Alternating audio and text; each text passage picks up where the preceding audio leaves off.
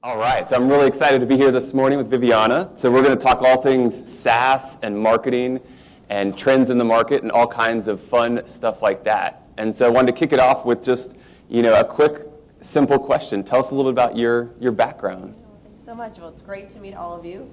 Can you guys hear my mic okay? Hello?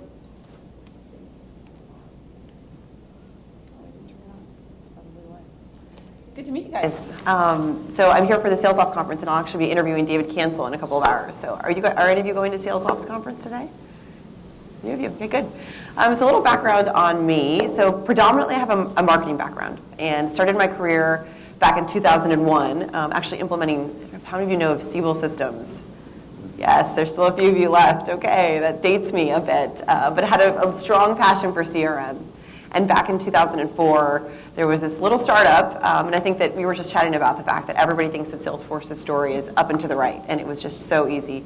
It's a really fascinating company for so many reasons, but it was not that simple of a journey out of the gate. And so, but I spent many, many years there, about 6.5 years there. And I started out actually on the consulting team implementing Salesforce to some of our largest customers. I moved over to sales engineering and actually ended up on the marketing team. I spent about 3.5 years there building some of Mark Benioff's main stage keynotes and working on launching some of our core products and had a ton of fun there.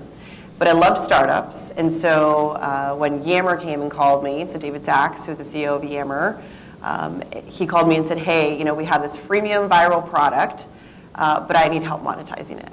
We have a ton of user growth, but frankly, we need to work on the revenue side of the business. So it was a really exciting opportunity. Went and joined him there, ran the marketing team there. It's been about 2.5 years there. So a year there, we were acquired by Microsoft, and then it's been a year and a half running marketing for Office 365. So that was a great fun. And then I ended up going to a data analytics company called Platfora that was subsequently bought by Workday, again, on the marketing side. And then finally, I ended up at Zenefits. So I was their CMO for about a year. And then now I'm an operating partner here at Emergence Capital, which is a venture firm based in Silicon Valley.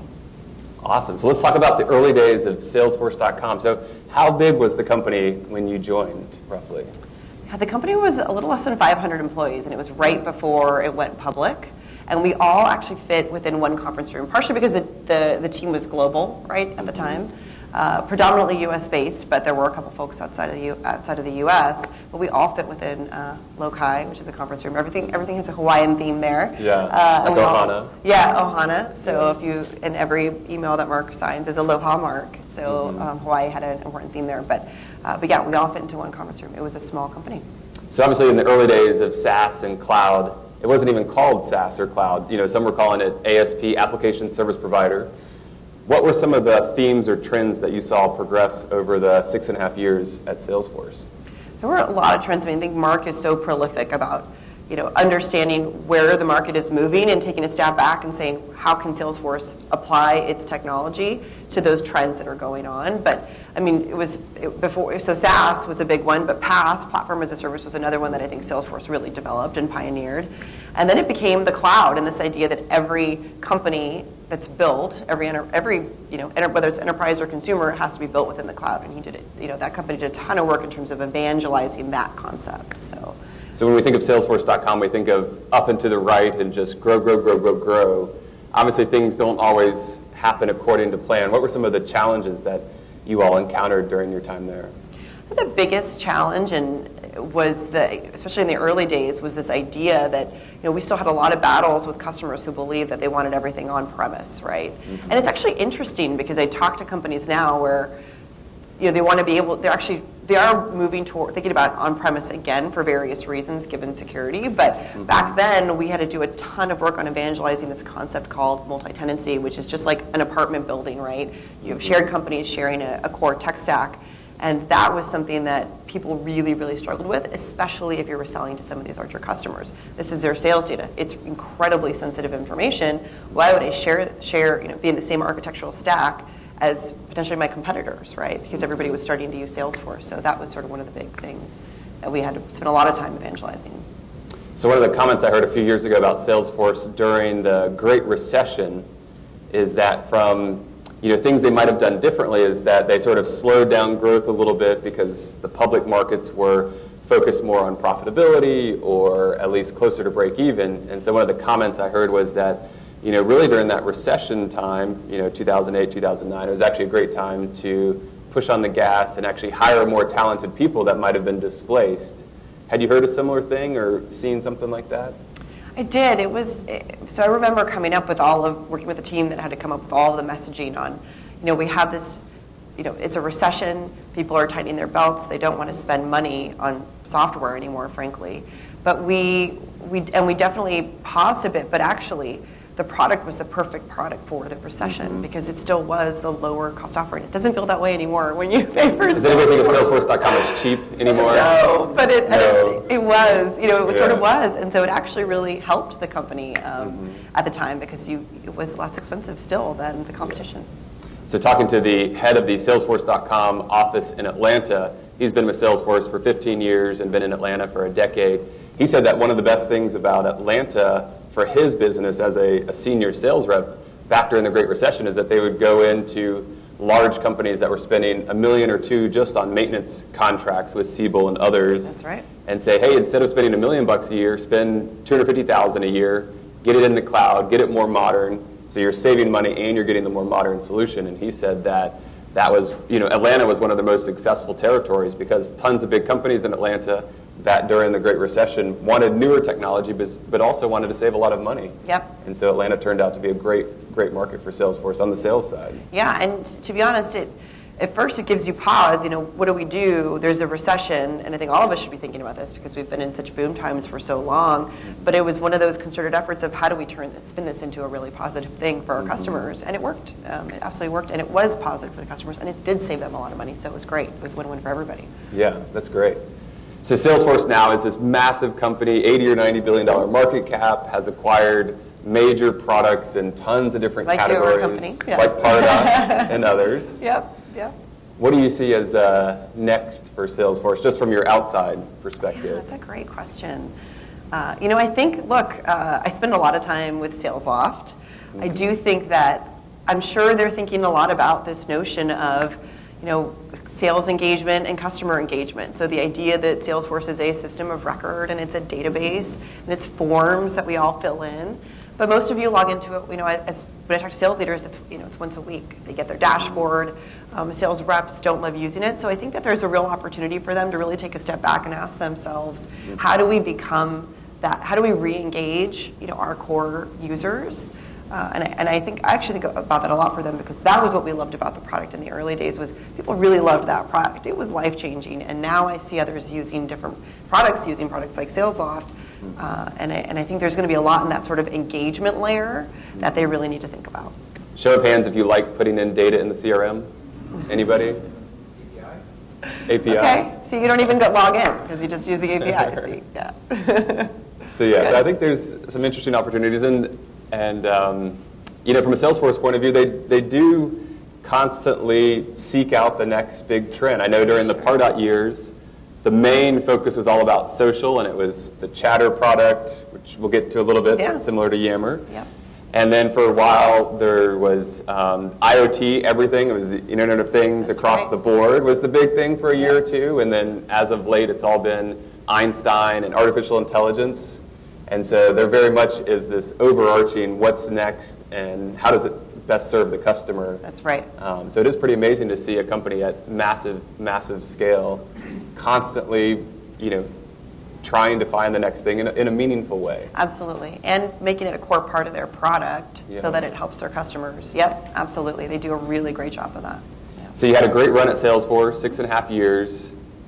Tell us about that experience to go back to the startup world and what was on your mind and how all that played out. Yeah, Salesforce had grown from, it's so amazing to me. I'm actually going to tour the tower in a couple of weeks, and I'm really excited about it because we were, one floor at one market, and now they have this massive tower in San Francisco. So the tallest building in San Francisco. So it's amazing. So when I left, it was 7,000 employees, and I thought, wow, this feels so big. And now it's 25, 30,000 employees.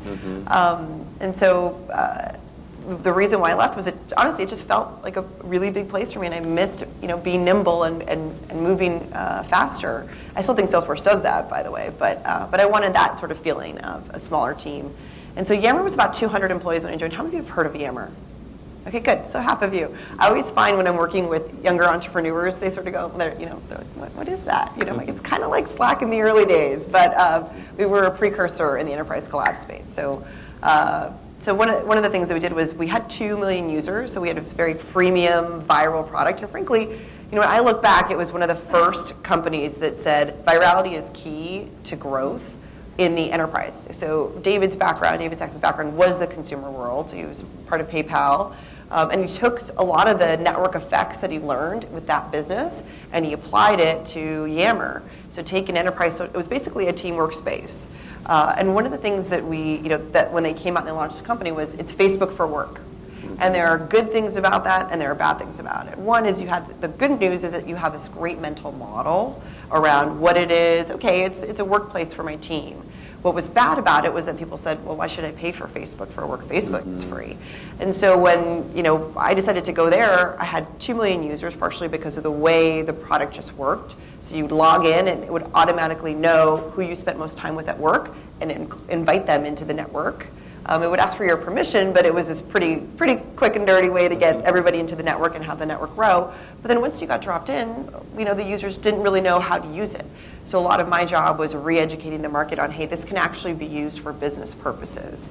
So we didn't have very much revenue initially when I joined, and then within 6 months we grew about tenfold. And part of what we did, what was so fascinating, I think all of you should be thinking about when you're either building a business or as you're positioning it, was that the sales team would go in and say, great, we've got 2 million users, tell me about your core use case, this term that we all use, which is a very technical term, and we had this 50 use case catalog. And so the buyers would say, and you'd always have multiple buyers at the table, would say, well, I'll use it for M&A, and so then they deploy it to the M&A team, and that was 15, 20 users, and so you'd get a 10K deal. It really wasn't that interesting for the business. The only way for it to grow when you have a network effects business is to go wall to wall, right? And so we had to take a step back and say, well, when we analyze why people are using this product, it was very clear that there were 4 core reasons, and we called them the 4 solutions. But we basically introduced business value selling, where we said, okay, well, there's a very simple team collaboration use case. All teams within your company want to work together. There's that one. The second one was business transformation. So it was a great C-level play. So the C-level said, I'm buying a company. I might be selling my company. Maybe I'm going through a lot of change within this business. I need a collaborative network to do that. The third one was social intranet, which was basically for the IT team. And then the fourth one was, and it's escaping me right now, but there were 4 core plays that we went back in and we said, here's why you want to go wall to wall. And it was wonderful, and that is really what transformed our business from a revenue perspective. And then Microsoft came in and then subsequently acquired us. And it was really wonderful, and we were just catching up on what Microsoft was going through at the time was that Ballmer actually acquired the product and Satya was coming in, and I think that things would have been a little bit different if Satya had been on board a year earlier. So when she mentioned going 10x revenue in 6 months, that's going from 6 million of recurring to 60 million of recurring revenue in 6 months? Yeah. Can you imagine? Yeah, that's insane, right?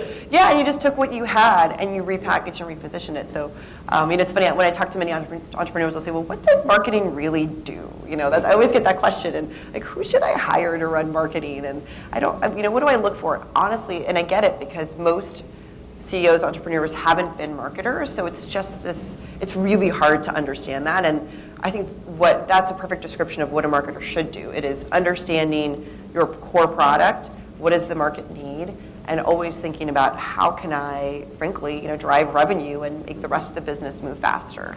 And so that was one very natural thing I needed to do. I didn't have to worry about user growth. I had to worry about re-engaging the users, which was core to freemium. But I also needed to think about how do we drive revenue. Yeah. So Atlanta has a couple amazing freemium startups or software companies in MailChimp and Calendly. Both have hundreds of thousands of users. Both have an amazing business model with that viral distribution element to it in the freemium. As we've seen other freemium products grow, like Slack and Dropbox and others, if you were to talk to a freemium SaaS entrepreneur with a viral component, what are some other pieces of advice that you might offer to them? I think I touched a little bit on this idea of user engagement, but I think what it's one thing to virally grow, and we've seen this with a few companies where they get all the, they get the users in, but it doesn't stop there. So you have to think through, how do I get those users to continue to come back and find value in the product? And that's where I think a lot of entrepreneurs aren't necessarily as focused on the engagement piece of it, which is just so key, because you cannot close business without showing that the users are logging in and really using that product. So that's a big one. I think another one that frankly, a lesson that I took away is just, you have to be very, very innovative and almost position yourself like a consumer company, because when you're freemium and you're really looking for that groundswell, you have to think about, I can't market like I would a typical B2B product, and most B2B marketers have a very specific playbook. I actually need to be more B2B to C, and so that's an important thing to think about too. And then customer success, actually that's the third one. The customer success team is so critical to a freemium product. Making sure you have a great leader there and a great team there is key. So you joined Yammer, roughly 200 employees. Then you were acquired by, at the time, what was viewed as the Borg with Microsoft. Yeah, right. What was it like going from the startup culture in San Francisco to being part of the Seattle giant? It was great. It was great? Yeah. I do. I loved my time at Microsoft. I thought all the folks I worked with were incredibly bright. And you're right, at the time, I think Microsoft had brand image issues. Now I think that people think they're just they're much nicer than before. Like for sure. I'm like, their commercials are kind of cool now. I like this. I like this new Microsoft. But we have a great Microsoft space on the second floor here. So we have the HoloLens, and we have the Surface Pro. Oh, so you get all the cool stuff. They're a big sponsor of the tech. Oh, great. Yeah. No, I did. I had a great time. They were based in Redmond, so I was doing a lot of travel back and forth. So that was a bit of a challenge for me personally. But in general, I felt like they really were at that beginning stages of trying to reinvent themselves, and I think they're still on that journey. But we were seeing glimmers of it, and I think Yammer was really their first attempt at that. So I had a great time. I really did. I can't recommend them enough as someone to work with. Yeah. So you were there for roughly 2.5 years. Yep. All in. And then what's next? And then I was so curious about, so as for me personally, I like to look at trends and what's interesting in the market, and I was very curious about the data analytics space. And the data analytics space, how many of you work in data analytics or have a data analytics company? Great. It is a challenging space. And I didn't, it's interesting, you don't see that from the outside, but everybody at the time was building sort of big data analytics. And so I was so curious about it. And I went to a small startup, I think there were about 80 employees at the time, called Platfora, big data analytics company. And we were a proper enterprise software, so sold to very, very large Fortune 100 companies who had very complex data problems, helping them sift through sort of their whole data and make sense of it all, frankly. And eventually, we were bought by Workday, which was great. And so their core, I think it's called Prism now, their core analytics stack is actually Platfora. So that was a lot of fun to go through too. And I was going to go and be a part of the acquisition, but then David Sachs called me and said, hey, can you help me over here at Zenefits? And I really loved working with him, so I went there for about a year. But yeah. That's great. So Platfora, doing data analytics, what was the special sauce? Like data analytics, we think of it, lots of data, big data, doing all kinds of different things. What was at its essence? What did it do? At its essence, Platfora, what it did was helped you literally make sense of all of this data. So you have a ton of data. How do you spot patterns? Humans can only move so quickly, and so it would literally find those very granular bits of information. One use case would be a security analytics use case. So if you're trying to figure out if you have data breaches, which is very important. So we sold to financial institutions. The product would basically alert you to some of those important situations. So I think the challenge with the space for me as a marketer is that everybody says they're a data analytics player. So how do you stand out? And so we did a lot of work there, but that's what I think the core challenge with the market is that there were so many companies, and it was really hard to parse through, why each one was different. And so is that part of the Silicon Valley challenge, that when a market gets hot like big data and Hadoop and Cassandra and all these tools to process it, that suddenly a bunch of venture money's thrown at it, and you got 20 competitors overnight that are well funded, and then each one has a little bit different angle, but it might not be differentiated in the market. Is that Yeah, one of the challenges exactly it. that occurs? That is exactly it. Yes, as venture people, we're terrible humans. No, that is exactly what happens. There's this trend, and then all of these analytics companies were funded. And I think that there are some companies that have struggled. As a result, you get a lot of money. And I think sometimes when we talk about funding, I think it's good to run lean because it forces some really tough decisions on the business. And it's hard when you get a lot of money and you're kind of going, oh, I can make different investments in different areas and try lots of different things. But when you're running leaner, you have to pick a few core things and do them really, really well. Yeah. So you joined Zenefits after it had high highs and low lows, and you came in to help turn it around. Mm-hmm. And so is this your first sort of turnaround-ish experience as a marketer? It was my first turnaround, and it was, obviously there were challenges, but I also really, really loved it. I had a great time. There are wonderful people that work at Zenefits, and they're doing well. And so, yeah, I'm a big cheerleader from the sidelines. So were you part of the shift of going from being a benefits provider with some software to being pure software and sort of leaving the benefit space? Was that part of that time you were there? Yeah, I don't think Zenefits will ever leave the benefit space. I mean, it's so core to the product, but it was more that it was making that transition. The business model side.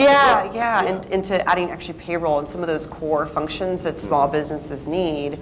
And so it really was building that full suite, frankly. It sort of started at benefits and it realized it needed the payroll component. So that was a big part of what we did, was add that on.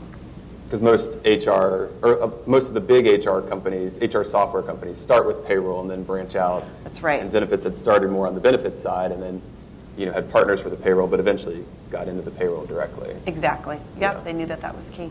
Yep. So today you're an operating partner at Emergence Capital. So you went from the bright side of the startup world and had some great exits, and then you joined the dark side on the other side of the table. I know. What was that process like? It was great. I spent a lot of time working with venture firms, presenting to boards. We had some, in my tenure, I worked with all of those prominent Silicon Valley venture firms. And when I met the Emergence team, they were investors in Yammer, investors in Salesforce, investors in Box. Salesloft. So really, really great companies and very focused on enterprise, so B2B. So we invest in it could be selling to small business as well, but if you're building a company that is, business software company, you'll want to come talk to us. And so I love their focus. I've only worked on enterprise as well. And I just loved the team, small, 5 general partners. And I loved the role. So the role as operating partner is really interesting. I get to spend time with folks like Kyle at Salesloft. As he's working through messaging and positioning, he'll call me and say, Viv, I have a campaign idea. Should I run this? And we'll kind of walk through it. So I get to do that. Kyle's known for lots of ideas. Yeah, he has a lot of ideas. I do. I love him. And then I've got 40 portfolio companies that I work with. So part of it is advisory. Part of it is marketing for the firm. And then on the investment side, it's just so much fun to come in and meet these startups and see their pitch and how they're positioning their business. And we tend to invest pretty early. So, we'll do from ABC, but we love, predominantly A's. And so, it'll be 10 people. And so really helping them think through what's the vision, what could this become is the best part of my job. So 40 portfolio companies. What are some themes or trends you see on the marketing side with them? Presumably they're more traditional B2B SaaS and not necessarily freemium.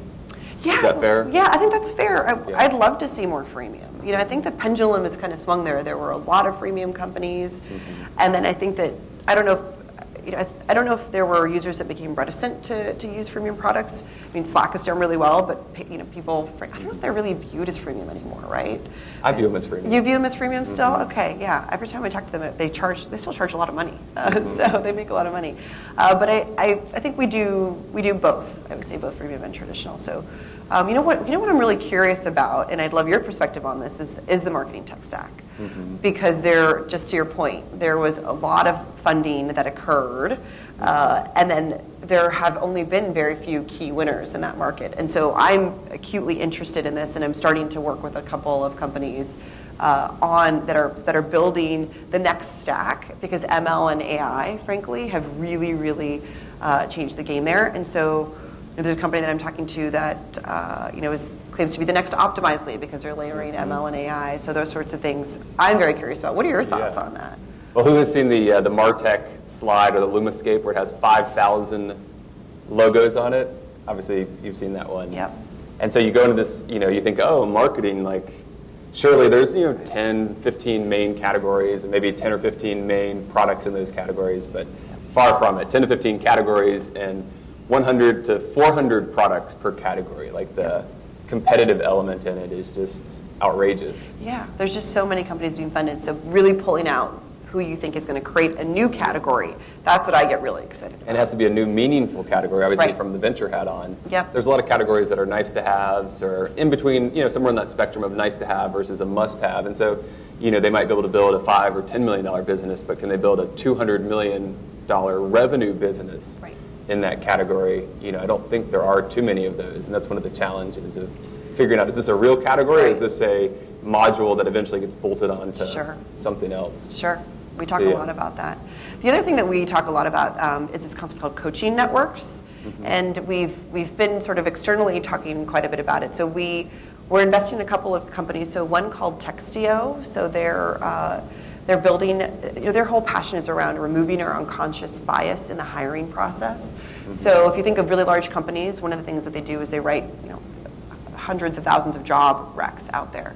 So when we write them, we're humans. We are inherently biased, and so it's basically a platform that takes in that job rec and tells you, what are you skewing towards? Are you skewing towards male or female? What type of demographic?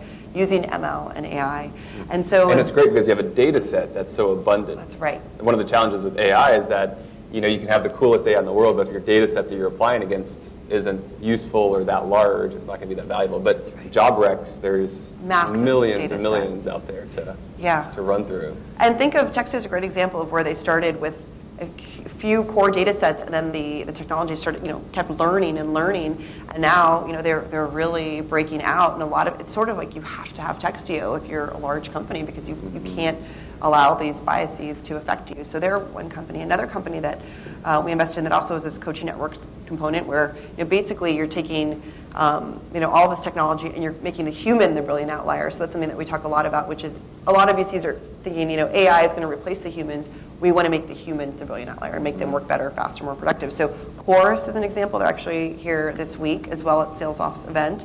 And this notion that it records sales conversations, but then it actually surfaces those that perform the best, so it maps back to Salesforce data, and then it alerts the sales manager on, hey, these reps are performing the best, and can we coach the other reps to also perform well? And so we have, again, that's a very core investment thesis for us, and we're seeing a lot of companies, and we're very intrigued by that space. So at SalesLoft, we like to talk about it as the Iron Man, right? So you think of the movie The Iron Man, and you got the crazy, smart, character, but then when he puts the Iron Man suit on, he's even more productive and faster and fights the bad guys. And this idea that he's not replaced completely by a robot, but he's augmented by technology that makes him 10 times more powerful, and for good or bad. Right. And so we like to think of it as well in that Iron Man or that coaching I think network that's type. a perfect, that's exactly as we describe it. I love it. I'm going to use the Iron Man. You should. That. Yeah. So got the coaching networks, got 40 portfolio companies. Yeah. How many startups per year does Emergence typically fund, and how many sort of pitches in a typical year do you think? Gosh, I think on average, we fund between 7 to 10, I would say, a year. And then we see a lot of, basically every Monday, we have between 1 and 2, so you sort of do the math there. And that's just who makes it to a Monday meeting, which you've gone through many meetings. So I'd say hundreds of pitches we see a year. Yeah. And the thing about building a company is that it is a marriage. There's some great brand name VCs, but pick a firm you really want to marry, because they'll be a part of your life for an incredibly long time, right? 10 years is the average exit, right? That's a long time. So it takes time. So it takes over a year to build a relationship with an entrepreneur that we want to invest in, I would say. And so by the time they get to the Monday meeting, usually there's been a year of dating. So 40 portfolio companies, not all startups do great. I'm sure there's a handful, not very many, but a handful in the 40 that aren't doing as great as you would like. For those ones that aren't necessarily hitting their stride, what are some patterns or trends that you might see there? Yeah, that's a good question. And something that I'm just starting to really dig into, I think for me, one is focus, and I mentioned a little bit about this. I think entrepreneurs get so excited, they're flush with cash, and they want to do lots and lots of different things. And I've found that necessarily isn't the best strategy. So that's one. Another trend that I'm seeing, and I'm actually curious on your thoughts on this, is that sales effectiveness. I think the sales team is struggling quite a bit right now. I mean, think about it. Today, none of us sit at our desks, and none of us have a desk phone. So everybody's wondering, sales reps are always trying to find new ways to sort of get to their target customer. I think that's why SalesLoft, frankly, is such a great product, but there's others in that area. But I see this trend now where sales reps are becoming so expensive. So everybody's now building their go-to-market teams, frankly, outside of the Bay Area because, A, it's so expensive there. But how do you create rep productivity that is scalable? I think that whole engine is starting to reinvent itself. And I'm finding that the marketing, the inbound engine, and this might sound selfish, but what I've seen happen is that you'll have this really healthy inbound engine, and then startups will say, well, great, we're spending zero money on marketing. I'm going to layer in a lot of sales reps. And then what happens is it can cannibalize that healthy inbound engine because now they're not necessarily out there calling and trying to find new leads. They're just taking what was already coming in. So that relationship between marketing and sales is really critical. So that's one that I've seen that is interesting. And also there's a typical product market fit. You get really excited about a market. Sometimes you're too early to a market, and we've seen that quite a bit. Like Yammer is a great example where I think we were just a bit early, right? Had we not been acquired, had we stayed, would we have been Slack? I think so, right? I think Slack did a really great job with their design, by the way. I think that's where they really nailed it. It's killer design. So early, a little too early in the product market fit area where they think they've got a ton of users and they do really well with one core key constituent, but expanding can be a bit of a challenge. So those are some that I've just seen, my first kind of 6 months at Emergence. Yeah. And so you mentioned one of the areas that I think is really interesting, this concept of inbound. And a lot of entrepreneurs, especially on the product or technical side, want to stay away from sales.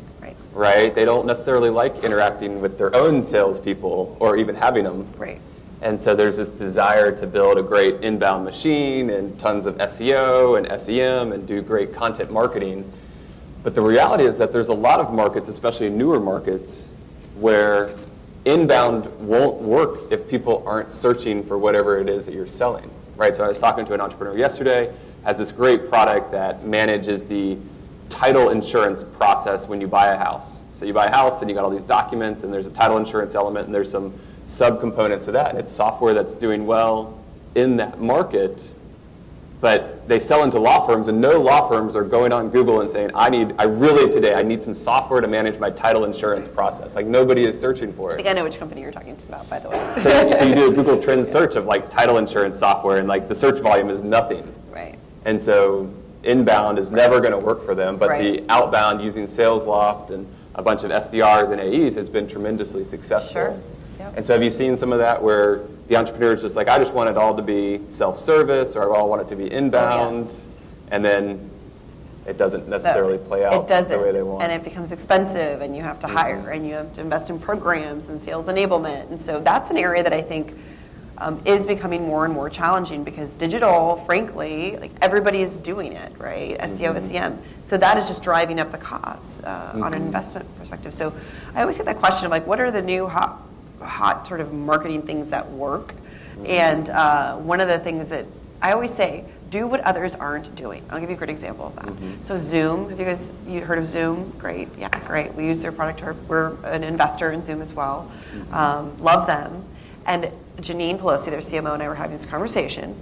And she said to me, I asked her, talk to me about the billboards. Every time I would go to my board and say, I'm going to go spend money on billboards, right? Salesforce, for the most part, doesn't think about, who does billboards anymore? And they spend, you see them everywhere. I don't know if you guys travel a lot, but like not just in San Francisco, but they take over cities, right? And she says, look, it just works really well from an awareness perspective. And it's not that expensive because a lot of people aren't really doing it anymore. So I always say, think about the areas, like that's a very traditional medium, but of course they spend money on the digital side, but it's harder to convert digital right now because everyone's doing it. So events is another area that I think wasn't popular the last 5 years because everybody was spending money on digital, but is frankly having a resurgence. It really is. It really is. So, pick the things that others aren't doing and invest there. So. And it's funny you bring up the billboard example. Salesforce.com has 10 billboards in town. They do. Right? I No was way. driving into work this morning, and there was a giant billboard right on the main intersection. So now they're going back? You're going back, just 3 stoplights away from here, big Salesforce billboard. Has anybody else seen any tech or startup billboards in town? Roadie has one on I-85 going south into downtown. LinkedIn. Oh, interesting. Yeah, LinkedIn actually has some of the bus stop signs now. Okay, all Like right. where the bus stops are. Do they have a big office here? I don't know. Any other billboards people have seen? Lyft does a lot of them. Yeah, Carvana. Okay. I've seen several of their billboards. So it's funny that you mentioned that because I've seen a resurgence just in the past 6 months in town on the billboard side. Because everyone's been spending money on one area now. Yeah. You've got to find other ways to grow. Yeah. So So what's the best part of working with entrepreneurs? I think the best part is like just having these brilliant conversations of where they really are trying to build a brand new category in a brand new market. And it is just so exciting, right? I mean, it's just this high of, yes, you're going to go build this huge company, and can I help? But I'd love to help in any way possible. And then I think there's always the reality of like, wow, it's going to take me 10 years to build this big business. But Salesforce is a great example, right? It started in '99 in the right before the dot-com boom, and went through the bust, and it had its ups and downs, and is the behemoth that it is today. But it's been trial and tribulation. So I would say that the best part is helping them shape that initial story and who they want to be and what company they're going to build. So it's just a lot of fun. So on the venture side, you mentioned that the entrepreneur should view it as a marriage, as a 10-year process with maybe, hopefully, a 1-year engagement, if done right. If done right, yep.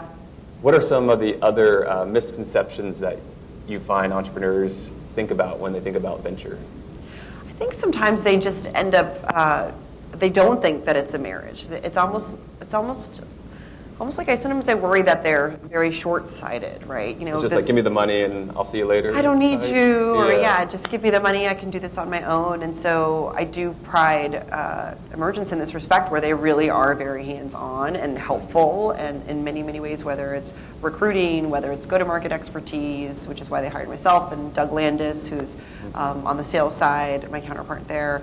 So I think it's that they'll just look at like one brand and say, oh, if I get money from this venture firm, it means that I've made it. And sometimes those big venture firms, they're not focused, right? So they invest in consumer, and they do enterprise, and so it's actually not to your benefit in that sense, because you're maybe not going to get the best advice if they're invested in consumer companies and you're building an enterprise company, right? So be thoughtful about who you partner with, and know that it's a long, long road, and make sure they help you along the way. Awesome. Let's open it up for a few questions. Who wants to go first?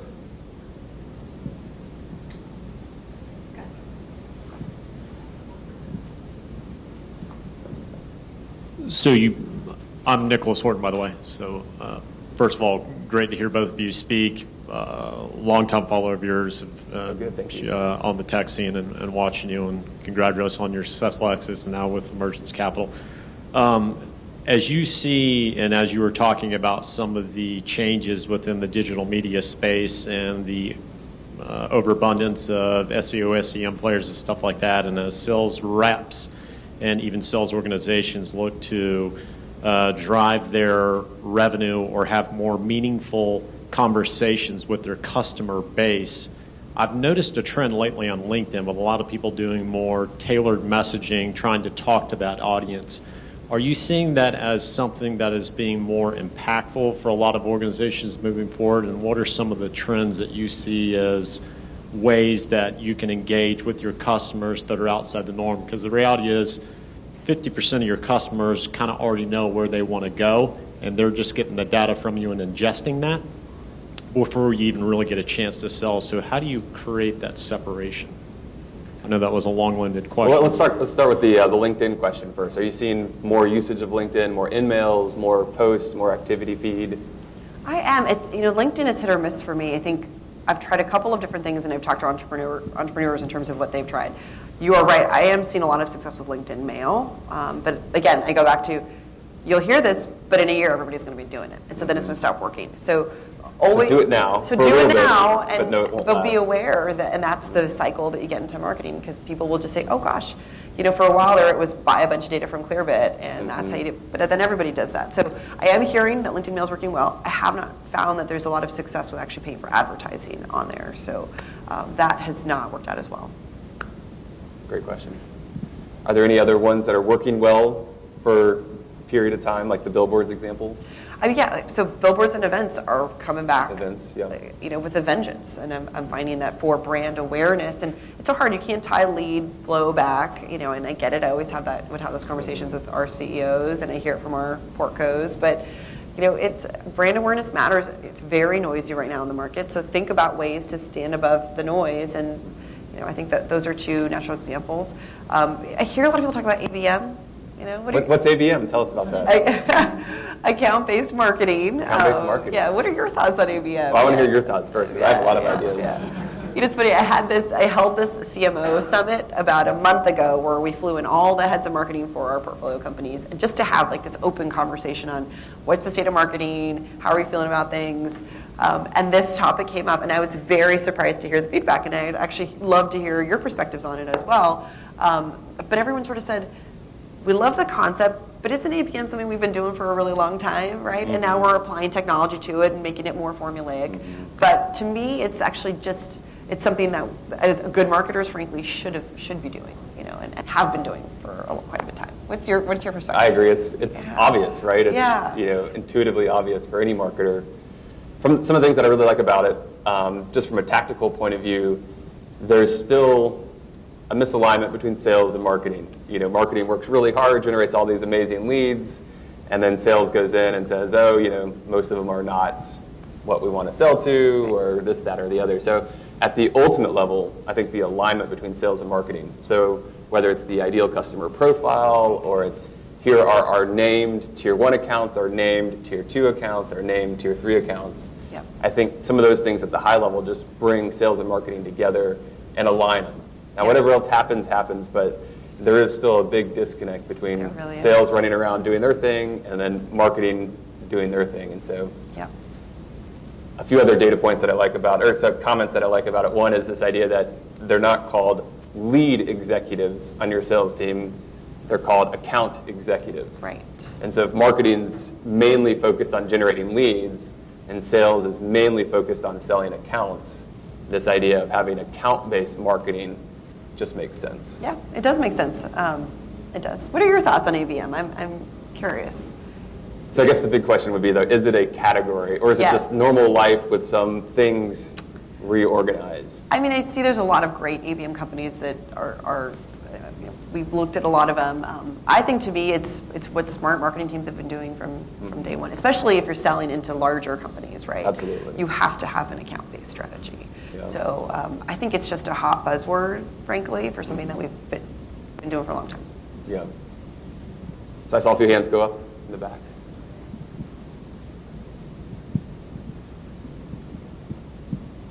Thank you for the great talk. One question I have is, as Vivian, you served both sides, as David said, dark and bright, both sides of the equation in CRM space. One question I have is, can you highlight one demand for small businesses? Small means very small. I'm talking about micro level, 1 to 5 people. Hasn't met by any of the CRM providers today, large, small, startups, whatever you see on the space where there is one demand constantly exists, but nobody has actually looked at it or met yet. So the question is, in the micro business segment, what's a great marketing product that needs to be built? Is that great? It should be built, but you're right. No one's really focused on companies of that size. MailChimp would probably be a great example. On the consumer side. On the consumer side, yeah. But you're right. If you wanted a Pardot or a HubSpot or a Too Marketo, big. too expensive, too big, not geared towards the 1 to 5 person micro business. You built one. Okay, great. So it's a leading question. It was a leading question. Yeah. I see. Great. I'd love to hear more. Wonderful. Awesome. Any other question in the back? So whether or not you were at Zenefits, where you had to do a turnaround, or Yammer, where you were narrowing the set of categories to market on, how do you go about driving the focus on what needs to be done versus the 1,000 ideas of things people think might be worth doing? The easiest way is, and this might sound cliche, but use data as your guide. So I think as marketers, we all have a gut instinct of, this is what I think we should be doing. So we'll use this Yammer example. So I knew 50 use cases wasn't working, although nobody really even thought about that. Everyone just loved walking in with the, with the menu of, pick what you'd like. I had ideas of what they should be, but then I literally ran a Salesforce report of our users and looked at every single title of someone who had purchased our product. And actually from the titles, I deduced the categories. So there was, this was the fourth one. The employee engagement play was, how do you engage your employees? HR was buying that. So HR was a big buyer. The C-suite was a big buyer. We had individual teams buying it. IT was also a buyer. And I thought, that's why everybody's a little bit lost. So what if we package this up where we have a play for each? Granted, the sales process has each of them involved, but you make them feel like you're talking to them. And what we did was we made everybody whiteboard. Instead of coming in with a bunch of beautiful slides, we wrote out the quadrant. Here's the 4 solutions. Tell me about your pain points. Let's map it out. And so I had a gut feeling, but then I did quite a bit of analysis and research to support that, and knew building that ideal customer profile was key to that. That's great. You guys referenced more, I guess, traditional media in terms of customer and client engagement. And as someone who still uses direct mail quite frequently, I believe in it. And Whit spends a lot of money on direct mail. I was going to say, actually, I should have mentioned that, by the way, because that's another one that is having a major resurgence. Well, there's like a nostalgic, authentic feel to that, right? Yeah. You run out to your mailbox, and if it's good, it can be kind of neat. But anyways, my question is, obviously we all need a digital presence, right? And there's a lot of changes that are happening in some of the social channels to unclutter our feeds. And I'm just curious, kind of what impacts you see happening as some of these social companies start making a lot of these changes to the way that we can reach customers. Just curious the impact and what you see down the road for that. If I understood your question correctly, so can you rephrase it? Yeah, I'm sorry, I'm being a little circuitous here. So Facebook and other companies are limiting or making it, I don't say more difficult, but it seems that they want our feeds to have a more authentic experience. That's right, yeah, Facebook's making it harder to get. They're making it harder to market to customers. Yeah. So just curious, like what you see from a digital marketing perspective in the future in some of those. I think I guess what I'm starting to see is that those platforms are becoming less useful, and it's probably part of it's they're making it more difficult, but part of it is that it's just becoming really expensive. I mean, when you everyone used to be able to run a Facebook experiment for relatively low cost. A lot of the companies I work with still do that, but it's hard to prove out the ROI, frankly. So I'm not sure. I mean, I don't have a clear answer. I always think it's worthy of a test, or running a couple of tests. But I would definitely, I always found in my campaigns it was just so hit or miss. Some of them perform very, very well, and then you would take that and you would expand the population, and then it didn't perform as well. So you have to have a team that's constantly experimenting with the channels to see if it actually becomes viable. I mean, everybody has to do it and has to try it. But there were times where I just dropped all my Facebook spend because I didn't find that the channel was working anymore. And then I would try just LinkedIn, right? So constantly iterating is really important. So what's one of the weirdest or craziest marketing ideas you've seen a portfolio company do?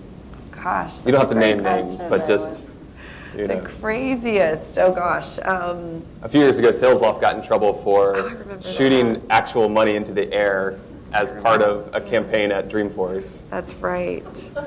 Like actual money, like a money gun, where they have like those booths where you shoot the money up and you run in the booth and grab as much as you can in 30 seconds and walk out. And they got a lot of backlash for that. You are reminding me of one that has to do with money. There was a portfolio, not a portfolio company of ours, but a company that I am familiar with, where their entire marketing launch was they went and they handed out money. They didn't shoot it out of cannons, but literally, like, they left a bunch of money on the street. It was for a bank. And that literally launched the whole company. It was in a specific city. It'd probably be too obvious if I tell you which one. I think it was Chicago, actually. But they launched, and that ended up actually launching the whole company. And then everyone would say, gosh, why haven't we done? I always get that note of like, why don't we just go viral? Why don't we just go do something like this? And I'm kind of going, is that what you really want from a brand perspective? Are you really going to grow? And it works because it's a bank. A bank makes sense. Yeah. But something like that wouldn't work in what we do, right? Just launching money, exactly. But I'll have to spend a little more time thinking about the craziest one that I've seen. I've seen a few crazy ones, but that was one that I thought was questionable. So. Maybe not crazy. Do you have a favorite one? So I piggyback on David's. That same year, I'm at Salesforce. Oh, great. But then I also have cycles. But so that same year, we also ran marketing off the president, right? Those dollar bills, we had some fake. We stamped something on those dollars. But like I wasn't there, so I didn't get to see the reaction. But I love the presidential campaign aspect. Do you have a favorite one? That's maybe not crazy. So the question is, do you have a favorite marketing campaign that you've seen a startup run? I've seen a startup run. I think that my favorite ones were, in Salesforce is really creative. One that I just loved was just this battle that we would have with Oracle was just so much fun. And in the early days, I could actually probably find the photos. It was so, you look back and you go, gosh, that was so mean. But it was just such a battle. So I think this was like in 2004.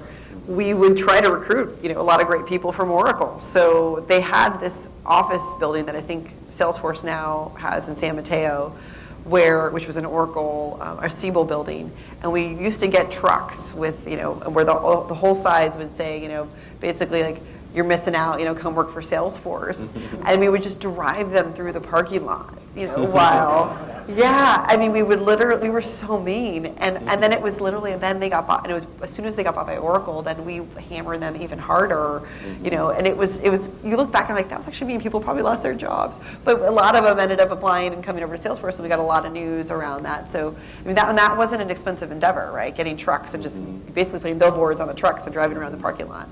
Did a lot. And then we did a lot to just, I think what's fun is to find your enemy, find the David and Goliath story always works. And, it's great to mention, Oracle, but you'll never hear Mark mention any of the smaller CRM players and that's just, you always, bat up and you don't bat down. So we had a lot of fun picketing their Oracle open world. It was just, we made them look terrible in so many situations, but that was fun, I would say. So one of the old adages is the number one rule about being number one is to never acknowledge number two. That's right. And so you think of like Hertz and what they do, and then who's the other car company that says we try harder? Avis, right? Who do they try harder than? Hertz, right? So Avis is number two, trying to one up number one, and number one is never acknowledging number two.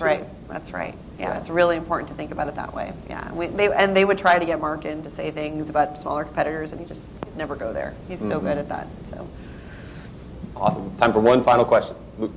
Oh, Jesus. You mentioned Slack like a bunch of times, and one thing I really loved about them was just the brand, and you said about positioning, like they literally went like full young people, like the way their Twitter talks to you, the way the messaging talks to you. How important is that for kind of not dry tools, but stuff that isn't as fun up front? Like, do you think you will see more and more people like trying to be, I don't want to say kooky, millennial, whatever. Like it's that sort of like making the least fun part of your day fun. Like, where should you position that in priorities? That's a great point, and one that I missed. But I'll give you an example. Working with a portfolio company that's soon to be announced in the maintenance space. So think of schools, correctional facilities. There are maintenance workers, right? And this is an industry. It's actually a really large industry. And the maintenance workers are servicing all of the parts, and they don't have great tools. And so one of the things that we are actively discussing is just what you described, which is how can we make this fun? These people are out in the field. They don't have great products. Their jobs might feel a bit mundane. And so we are absolutely going to take a very strong, fun tone to what is a pretty, is perceived as a boring category, frankly. So I do think that's a very strong opportunity, which is know your tone of voice, get out there. Don't sound like boring B2B enterprise speak. Try to have some fun and try to get what all of us are building these companies, and you kind of think, well, is it that interesting? Like the maintenance example, but how do you peel apart and how do you make your key constituents excited about using your product? And one of the ways to do that is to just frankly engage them through the tone of voice. So yeah, and Slack did a great job of that from day one. Awesome, great question. Let's give Viviana a round of applause. Thank you so much. Thank you so much.